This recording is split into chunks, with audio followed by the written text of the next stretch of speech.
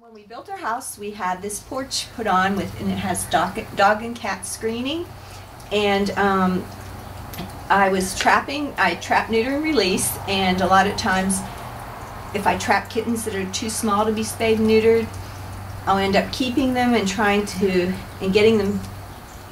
get them socialized, and then trying to find homes for them. But a lot of times, it's hard to find homes, and I tried for her for a long time. But then they get older and it's just a lot more difficult. But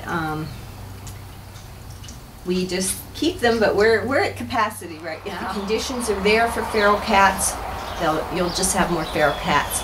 If you trap, neuter, and return the cats, you'll have a managed colony, and it usually won't grow. Those cats will keep that area, and they'll have longer lives, and it's just stabilizes the colony, and it's just better in the long run, and it really does work. I've been doing this for 27 years, and I know it started right after doing some vaccine clinics, and we decided, I did a couple of neuters at a time in my van in the driveway, and then we started doing some kitty cat male neuters on the very sanitized washer and dryer.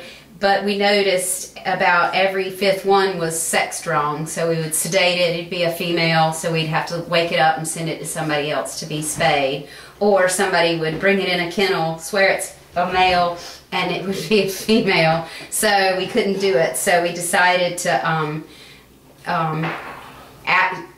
get inspected here, ask the board if it was okay if we did cat spays here. And so it is nothing but kitties, and like I said, we just open up a teeny weeny little hole, a little buttonhole. Most everything's very small, and so we totally disinfect this area and keep it as clean and sterile as we possibly can.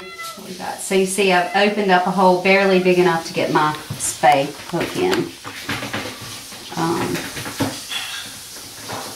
It minimizes the contamination from the environment. Everything else that was in this colony, and this one is half the size of everybody else. Doesn't eat very well, snotty nose and everything. So we're going to run a leukemia test today to see if we can't figure out why this one. I won't spay them until they're about 3 pounds. So we've been waiting and waiting and waiting for this one to get big enough to spay. So we think something's wrong. Homeless and low-income people almost always have a pet, and it's companionship and protection, and sometimes in the winter, heat. The heat source, the only heat source that they have. And I hear people saying all the time, you know, as you're pulling off on the off-ramp on the highway, oh, they don't have, here they are begging for money and they can't take care of the pet. They don't deserve that pet, and it's not for us to decide. They probably love them just as much as I love my dog, and so what Shirley does is make sure that they have what they need to take care of them. Doghouse, food, water, flea control. As you've seen today, fleas are a huge problem.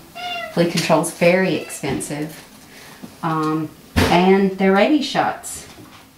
And you know, she'll if someone will let her spay or neuter their animal, she'll provide, she says, for a year. It's usually for the lifetime of the animal. Will provide food